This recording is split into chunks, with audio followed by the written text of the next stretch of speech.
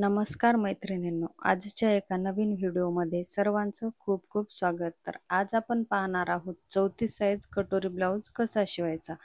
तर या अगोदरच्या व्हिडिओमध्ये आपण पाहिलेला आहे 34 साइज कटोरी ब्लाउज कट कसा करायचा. चला तर मैत्रिणींनो, आपण व्हिडिओला सुरुवात करूया.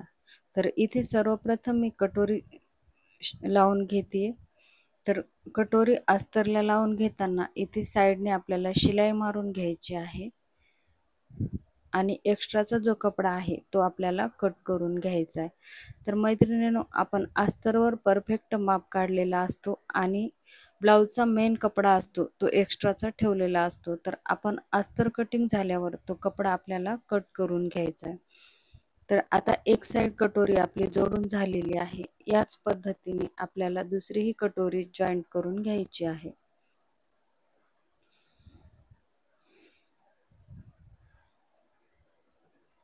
आणि अस्तर जोडताना कपड्याला कुठेही जोड येणार नाही याची काळजी घ्यायची आहे.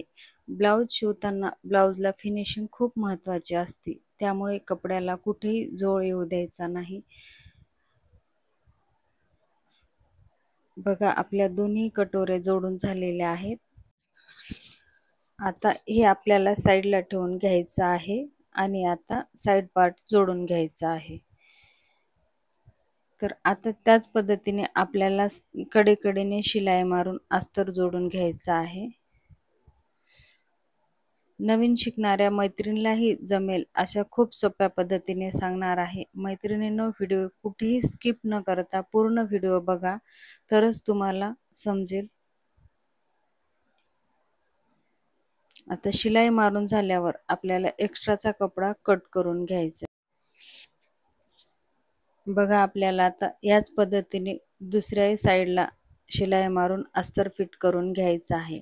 नवीन शिकणाऱ्या मैत्रिणीला जर कपड्याला झोळ येत असेल तर त्याने इथे टाच पिनचा वापर करायचा आहे, जेणेकरून कपडा घसरणार नाही व अस्तर फिटिंग करायला सोपे जाईल.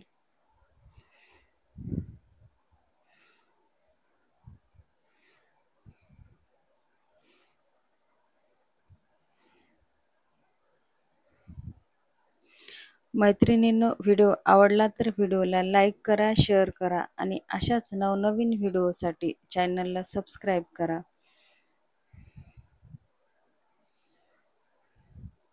बघा, आपले फिनिशिंग सहित आपला फ्रंट साइड जोडून झालेला आहे. आता आपण कटोरी जोडून घेऊयात. तर इथे साइड पार्ट खाली ठेवलेला आहे आणि त्यावर कटोरी ठेवलेली आहे आणि शिलाई मारून घेते. कटोरी जोडताना कुठेही ओढाताण करायची नाही. इथे डबल टिप देऊन घेतलेली आहे आणि आता कटोरीचा सेंटर पॉइंट घेऊन आपल्याला 1.5 इंच रुंदी आणि 2 इंच उंची घेऊन आपण इथे टक्स मारून घेतलेला आहे. बघा, इथे कटोरीला आपल्याला सुंदर असा पफ आलेला आहे.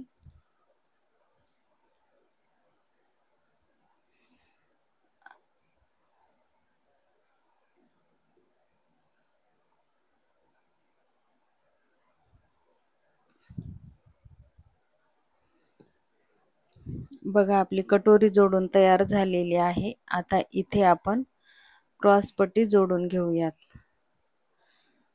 तर इथे क्रॉस पट्टी गळ्याच्या साइडने 3.5 इंच घेतलेली आहे आणि मुंड्याच्या साइडने 2.5 इंच घेतलेली आहे.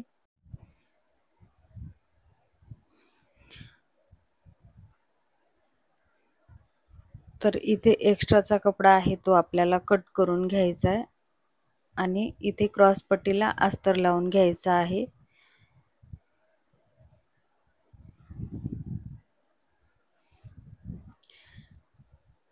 अस्तरला शिलाई मारून झाल्यावर आपल्याला फोल्ड करून इथे दाब शिलाई देऊन घ्यायची आहे.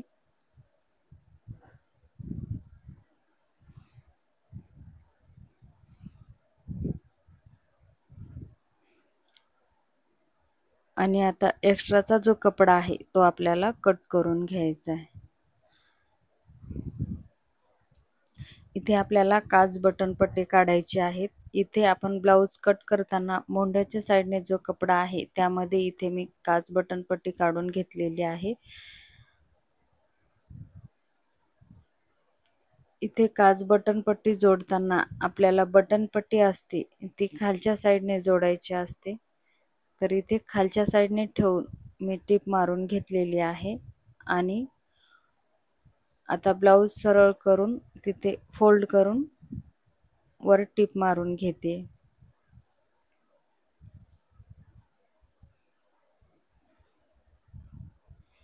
बघा इथे आपली बटन पट्टी लावून तयार झालेली आहे। बघा सुंदर असा फिनिशिंग सहित आपला फ्रंट साइड तयार झालेला आहे। आता आपण दुसऱ्या साइडची शिलाई करून घेऊयात।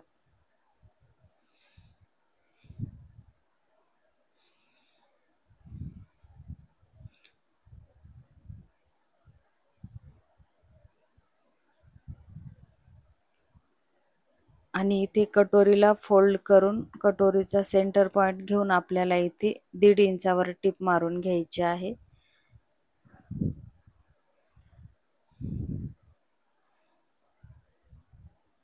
आणि इथे डबल टीप टाकून घ्यायची आहे जेणेकरून शिलाई सुटणार नाही।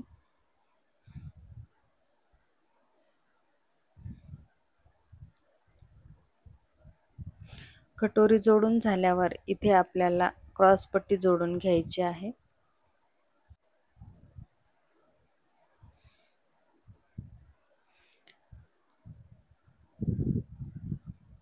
शिलाई मारून झाल्यावर इथे एक्स्ट्राचा कपडा आपल्याला कट करून घ्यायचा आहे आणि इथे अस्तर जोडून घ्यायचे।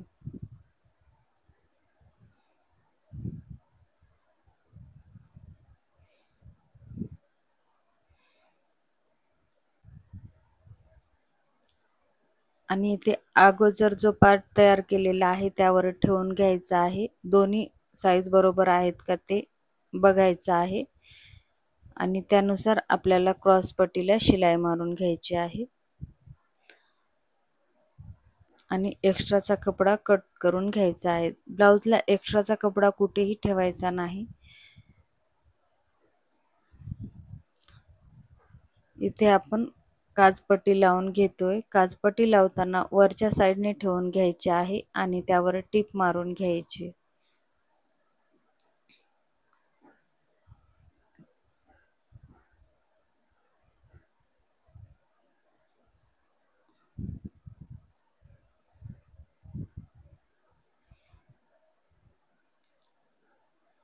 बघा आपले दोन्ही पार्ट शिवून तयार झालेले आहेत।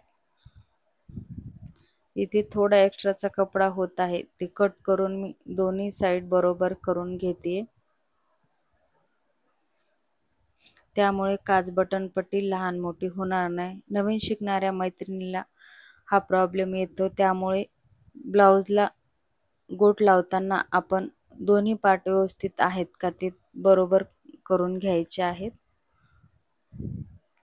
आणि नंतरच आपल्याला ब्लाउजला गोट टाकून घ्यायचा आहे। तर इथे गोट टाकण्यासाठी मी 1 इंचाची क्रॉस पट्टी काढलेली आहे आणि त्यावर एक साइडने टीप मारून घेते।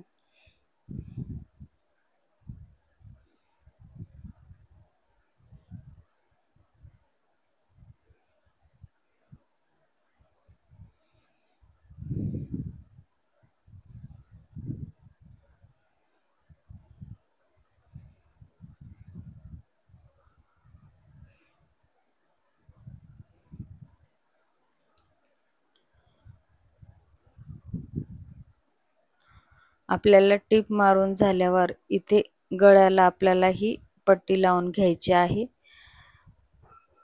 गळ्याला पट्टी लावताना एकसारखी टीप मारून घ्यायची आहे जेणेकरून गळ्याचा गोट बिघडणार नाही आणि इथे फोल्ड करून आपल्याला टीप मारून घ्यायची आहे।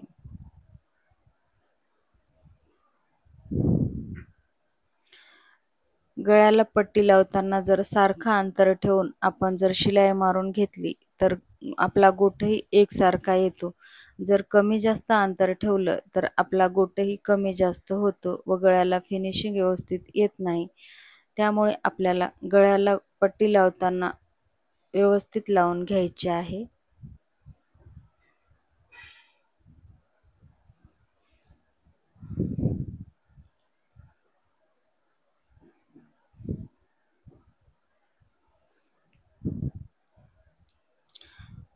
बघा, आपल्याला याच पद्धतीने दुसऱ्याही साईडला गोट लावून घ्यायचा आहे।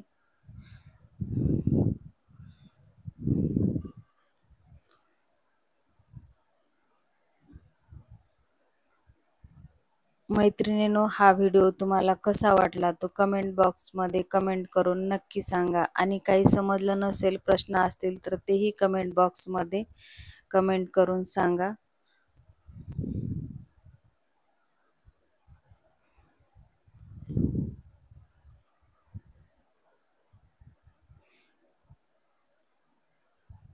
गोट मारताना एकसारखी शिलाई मारायची आहे, जेणेकरून ब्लाऊजचा गोट व्यवस्थित येईल आणि ब्लाऊजची फिनिशिंग सुद्धा छान येईल। ब्लाऊजला फिनिशिंग खूप महत्त्वाची असते, त्यामुळे शिलाई मारताना अगदी व्यवस्थित शिलाई मारून घ्यायची आहे। बघा, फिनिशिंग सहित सुंदर असा आपला ब्लाऊज शिवून तयार झालेला आहे। पूर्ण व्हिडिओ बघितल्याबद्दल धन्यवाद।